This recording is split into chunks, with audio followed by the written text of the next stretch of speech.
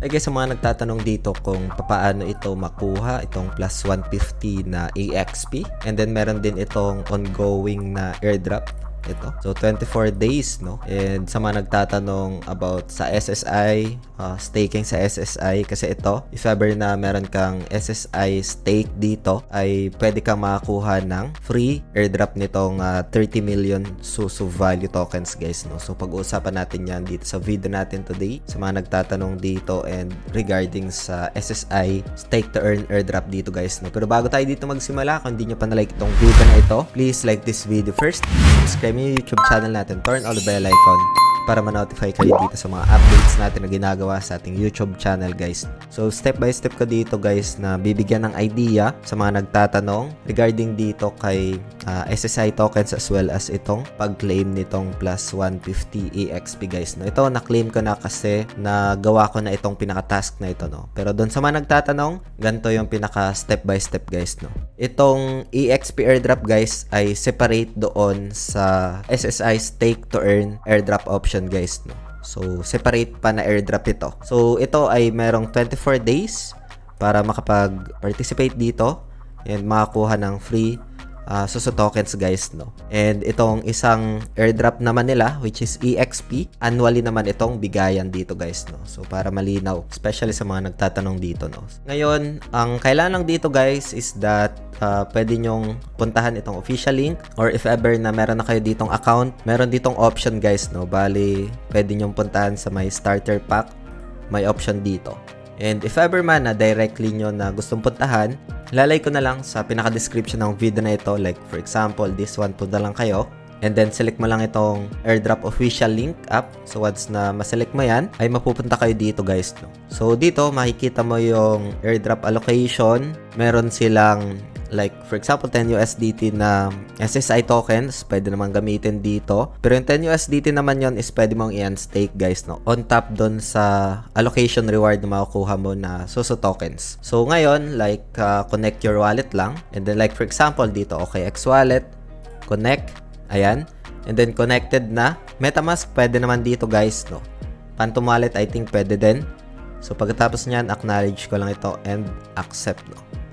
And dito, kailangan mo lang mag-confirm. Ayan, confirm lang natin. Ayan. And then dito, guys, ito yung magiging dashboard mo.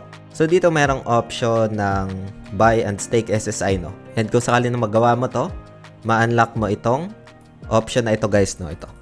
Ayan. Aside from that, you can also get doon sa allocation. Ito.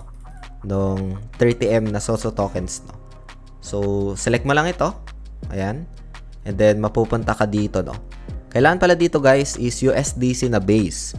So, punta lang tayo dito sa, like, for example, kay OKX account natin. Meron tayo ditong 69 USDT. Ito.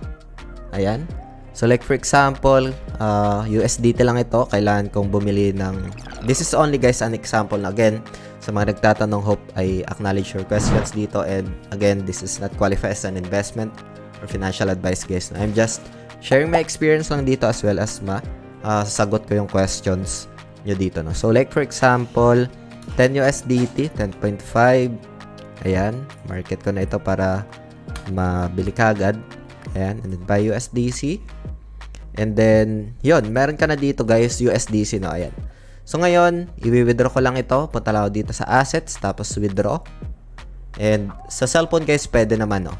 Ayan, select ko lang itong USDC.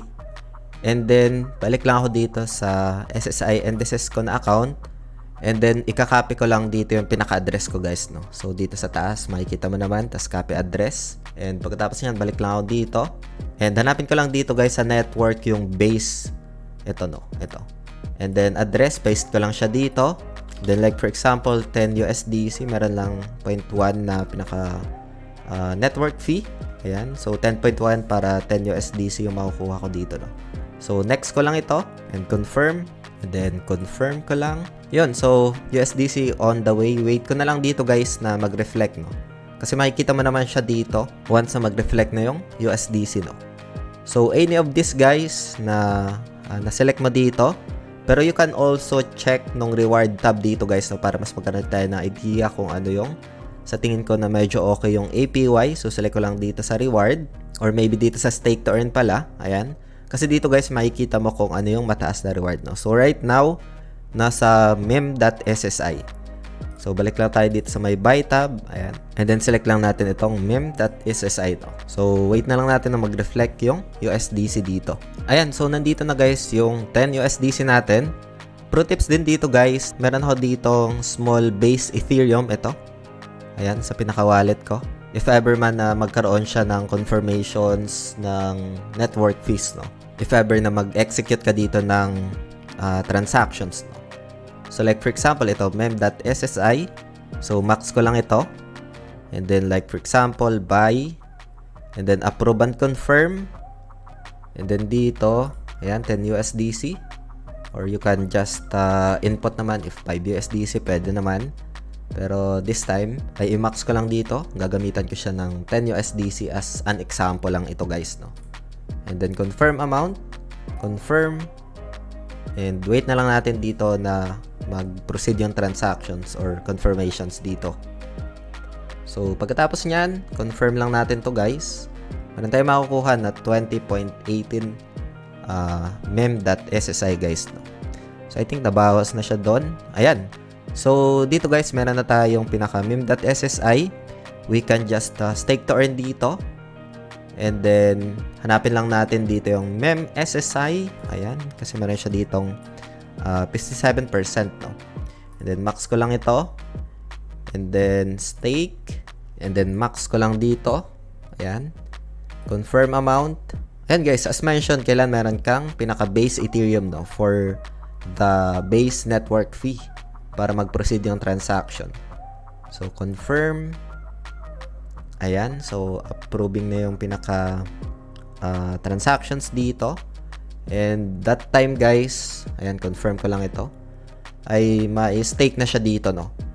So if ever na wala kang pinaka base Ethereum, pwede mo naman siyang gawin dito ulit, dito sa kay OKX. Hanapin mo lang siya dito sa withdrawal, like assets, tapos withdraw. And then Ethereum, no, ito. Select mo na Ethereum, tapos network. Hanapin mo lang siya dito, ito, base, no. Ayan. And then yung address, copy mo lang itong address mo dito, tapos paste mo siya dito. And like for example, 0.005 base Ethereum. And then wait mo na lang siya na ma-transfer doon para ma-proceed yung transaction, no? Kasi meron siyang estimated na network fees sa every transactions dito. So after that guys, you can just check your rewards dito. Ayan. And magre-reflect naman siya dito guys, no. Maybe after 24 to 48 hours.